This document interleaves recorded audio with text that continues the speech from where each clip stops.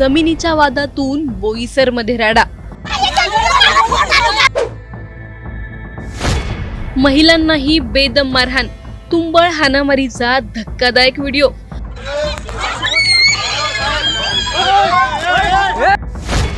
15 जणांविरोधात गुन्हा दाखल, पोलिसांची कारवाई सुरू।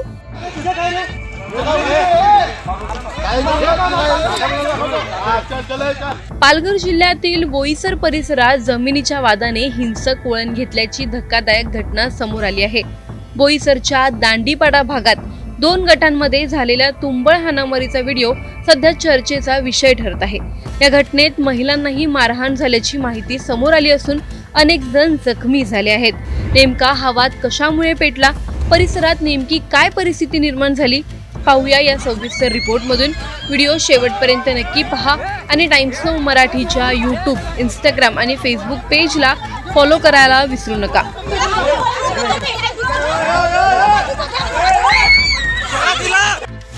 पालघर जिल्ह्यातील औद्योगिकदृष्ट्या महत्त्वाच्या मानल्या जाणाऱ्या बोईसर परिसरात जमिनीच्या वादातून 2 गटांमध्ये झालेल्या तुंबळ हाणामारीमुळे एकच खळबळ उडाली आहे। बोईसर मधील दांडीपाडा परिसरात घडलेल्या या घटनेने स्थानिकांमध्ये भीतीचं वातावरण निर्माण झालं असून कायद्याचा धाक कमी होत चालला आहे का असा प्रश्न आता उपस्थित केला जात आहे। मिळालेल्या माहितीनुसार एका जमिनीच्या मालकी आणि ताब्यासंदर्भातील वादातून 2 गटांमध्ये आधी शाब्दिक वाद झाला, मात्र काही वेळातच हा वाद विकोपाला गेला आणि दोन्ही बाजूंनी एकमेकांवर हल्ला करण्यात आला। लाथाबुक्क्यांसह काठ्या आणि इतर वस्तूंचा वापर झाल्याची माहिती समोर येत आहे। या संपूर्ण घटनेचा व्हिडिओही समोर आला असून त्यामध्ये मोठ्या प्रमाणावर गोंधळ, आरडाओरडा आणि मारामारीचे दृश्य दिसत आहेत। विशेष म्हणजे या हाणामारीत महिलांनाही लक्ष्य करण्यात आल्याचा आरोप करण्यात येत आहे। वाद मिटविण्याचा प्रयत्न करणाऱ्या काही महिलांनाही मारहाण झाल्याची माहिती समोर येत आहे। त्यामुळे या घटनेची गंभीरता आणखी वाढली आहे। प्रत्यक्षदर्शींनी दिलेल्या माहितीनुसार काही काळ परिसरात प्रचंड तणावाचं वातावरण होतं आणि नागरिकांमध्ये घबराट पसरली होती। या हिंसक संघर्षात 3 ते 4 जण गंभीर जखमी झाले असून त्यांना तातडीने रुग्णालयात दाखल करण्यात आलं आहे। जखमींवर उपचार सुरू असून काहींची प्रकृती चिंताजनक असल्याचंही सांगितलं जात आहे। घटनेची माहिती मिळताच बोईसर पोलिसांनी घटनास्थळी धाव घेत परिस्थिती नियंत्रणात आणली। या प्रकरणी बोईसर पोलीस ठाण्यात तब्बल 15 जणांविरोधात गुन्हा दाखल करण्यात आलाय। पोलिसांनी विविध कलमांखाली गुन्हे नोंदवून पुढील तपास सुरू केला आहे। व्हिडिओ फुटेज, प्रत्यक्षदर्शींचे जबाब आणि उपलब्ध पुराव्यांच्या आधारे संबंधित आरोपींची भूमिका तपासली जात आहे। आणखी काही जणांचा सहभाग होता का याचाही तपास आता पोलीस करत आहेत। जमिनीच्या वादातून सुरू झालेला हा संघर्ष एवढ्या टोकाला का गेला? स्थानिक प्रशासनाकडे यापूर्वी या वादाबाबत तक्रारी करण्यात आल्या होत्या का? वादग्रस्त जमिनीचे नेमके मालकी हक्क कोणाकडे आहेत? महिलांवर हात उचलण्या इतकी परिस्थिती का निर्माण झाली? अशा प्रकारच्या वादांमध्ये मध्यस्थी यंत्रणा प्रभावीपणे काम करत आहेत का? कायद्याची भीती संपत चालली आहे का? नागरिकांच्या सुरक्षेची जबाबदारी नेमकी कोण घेणार? आणि सर्वात महत्त्वाचं म्हणजे जमिनीच्या वादांचं रूपांतर वारंवार हिंसाचारात का होत आहे? या सर्व प्रश्नांची उत्तरं आता पोलीस तपासातून समोर येतील का? बोईसरमधील ही घटना केवळ 2 गटातील हाणामारी नाही, तर जमिनीच्या वादातून वाढणाऱ्या हिंसक प्रवृत्तीचं गंभीर उदाहरण मानलं जात आहे।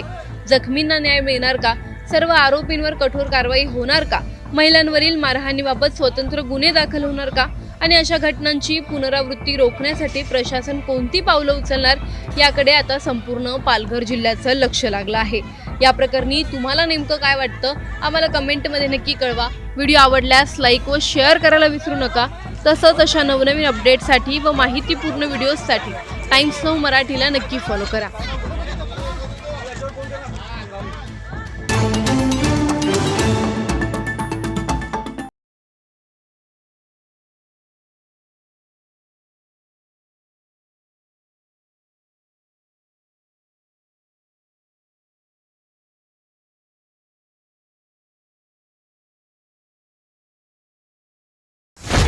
धनंजय देशमुखांवर हत्येचा गुन्हा दाखल। ही फिर्याद होत होती त्यावेळेस सांगितलं होतं की गुन्हा नोंद करा 100%। धनंजय थ्रू जाणारच ना। समाधान खिंडकर यांच्या फिर्यादीवरून मयत सरपंच संतोष देशमुख यांचे बंधू धनंजय देशमुख यांच्यावरती हा गुन्हा दाखल करण्यात आला होता। देशमुख आणि खिंडकरांनी पिस्तूल दाखवून धमकी दिली. देशमुख खिंडकर पिस्तूल प्रकरणात मोठा ट्विस्ट. माझं मेडिकल करण्यात आलं. सीसीटीव्ही तपासातून धक्कादायक खुलासा. बीड आणि बीडची गुन्हेगारी काही महाराष्ट्रासाठी नवीन नाही. संतोष देशमुखांच्या हत्येने नजरेत आलेलं बीड आता पुन्हा एका चर्चेने पुढे आलं आहे आणि ती म्हणजे धनंजय देशमुखांवरील हत्येचा गुन्हा. धनंजय देशमुखांवर हत्येचा गुन्हा हे नेमकं प्रकरण काय आहे? संतोष देशमुखांच्या न्यायाचा लढा लढणारे धनंजय देशमुख यांनी कायदा हातात घेतला का? कोणी गुन्हा दाखल केला आहे? ही घटना नेमकी कधी, कुठे आणि कशी घडली आणि या संपूर्ण प्रकरणाची पार्श्वभूमी नेमकी काय आहे जाणून घेणार आहोत या व्हिडिओमधून. त्यामुळे हा व्हिडिओ शेवटपर्यंत नक्की पहा आणि टाइम्स नाऊ मराठीच्या यूट्यूब, इंस्टाग्राम आणि फेसबुक पेजला फॉलो करायला विसरू नका. बीड जिल्ह्यात गेल्या काही दिवसांपासून चर्चेत असलेल्या कथित पिस्तूल दाखवून जीवे मारण्याच्या धमकीच्या प्रकरणात आता मोठा आणि धक्कादायक खुलासा समोर आला आहे. या प्रकरणात एकमेकांविरोधात गंभीर आरोप करणाऱ्या दोन्ही पक्षांच्या तक्रारी पोलीस तपासात खोट्या आढळल्यात. बीड ग्रामीण पोलिसांनी तांत्रिक पुरावे, सीसीटीव्ही फुटेज आणि साक्षीदारांच्या जबाबांच्या आधारे तपास पूर्ण केला.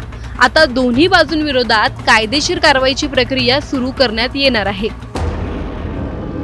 ही घटना बीड ग्रामीण पोलीस ठाण्याच्या हद्दीत 30 मे 2026 रोजी रात्री घडल्याचा दावा करण्यात आलेल्या कथित पिस्तूल प्रकरणाने जिल्ह्यात मोठी चर्चा निर्माण झाली. एका बाजूने जीवे मारण्याची धमकी दिल्याचा आरोप होत असताना दुसऱ्या बाजूनेही तत्सम आरोपांसह प्रतितक्रार दाखल करण्यात आली होती. त्यामुळे या प्रकरणाचे गांभीर्य वाढलं होतं आणि सत्य काय याकडे सर्वांचं लक्ष लागलं होतं. या प्रकरणात मस्साजोग येथील रहिवासी धनंजय पंडितराव देशमुख यांनी समाधान खिंडकर आणि त्यांच्या सहकाऱ्यांविरोधात भारतीय न्याय संहिता तसेच शस्त्र अधिनियमांतर्गत गुन्हा दाखल केला होता. देशमुख यांनी पिस्तूल दाखवून धमकवल्याचा गंभीर आरोप केला होता. त्यानंतर काही वेळातच बेलवाडी येथील समाधान बाबूराव खिंडकर यांनीही धनंजय देशमुख आणि त्यांच्या साथीदारांविरोधात अशीच प्रतितक्रार दाखल केली. दोन्ही तक्रारींमध्ये एकमेकांवर पिस्तूल दाखवून जीवे मारण्याची धमकी दिल्याचे आरोप करण्यात आले होते. माझ्या नावाने काहीतरी समजा कुठला तरी FIR करणं किंवा मग काहीतरी SP साहेबांना माझ्याबद्दल बोलू या बरा, तू किती निवेदन लाव, तू काही घे, धनंजय थ्रू जाणारच ना, तू तर नाही जाऊ शकत. का नाही जाऊ शकत हे तुला मी चांगलं माहिती. प्रकरणाचं गांभीर्य लक्षात घेऊन बीड ग्रामीण पोलिसांनी तातडीने तपास सुरू केला. केवळ तक्रारींवर अवलंबून न राहता पोलिसांनी तांत्रिक पुरावे गोळा करण्यावर भर दिला. घटनास्थळ परिसरातील सीसीटीव्ही कॅमेऱ्यांचे फुटेज ताब्यात घेण्यात आलं. 30 मे रोजी रात्री 10:05 मध्यरात्री 12 वाजेपर्यंतच्या संपूर्ण हालचालींचं बारकाईने विश्लेषण करण्यात आलं.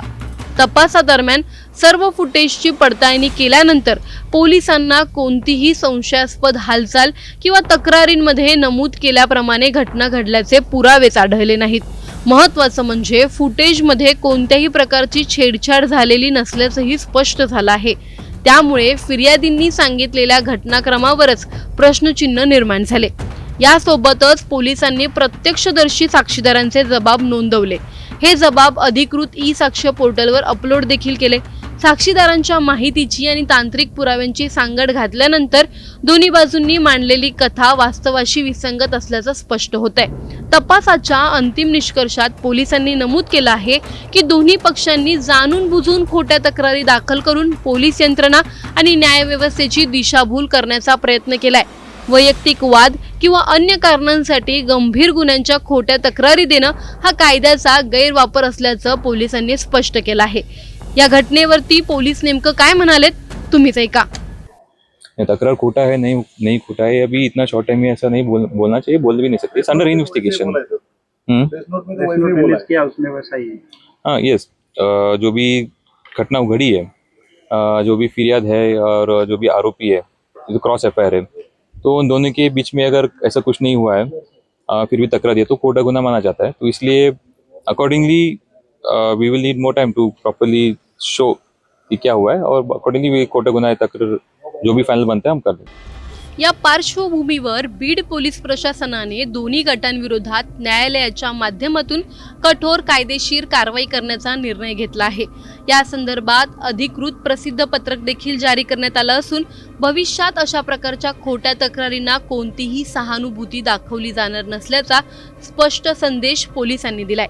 या संपूर्ण प्रकरणामुळे केवळ पोलीस यंत्रणेचा वेळ आणि संसाधनांचा अपव्यय झाला नाही तर खऱ्या गुन्ह्यांच्या तपासावरही परिणाम होऊ शकतो अशी भावना व्यक्त केली जात आहे।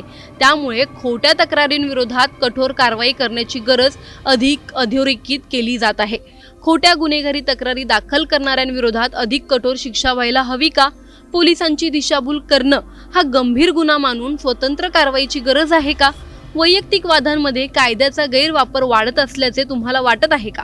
अशा प्रकरणांमुळे खऱ्या पीडितांच्या न्याय प्रक्रियेवर परिणाम होतो का? खोट्या तक्रारी रोखण्यासाठी कायद्यात आणखी कोणते बदल आवश्यक आहेत? तुम्हाला काय वाटतं? आम्हाला कमेंटमध्ये नक्की कळवा। व्हिडिओ आवडल्यास लाईक व शेअर करायला विसरू नका। तसंच अशा नवनवीन अपडेटसाठी व माहितीपूर्ण व्हिडिओजसाठी टाइम्स नाऊ मराठीला नक्की फॉलो करा।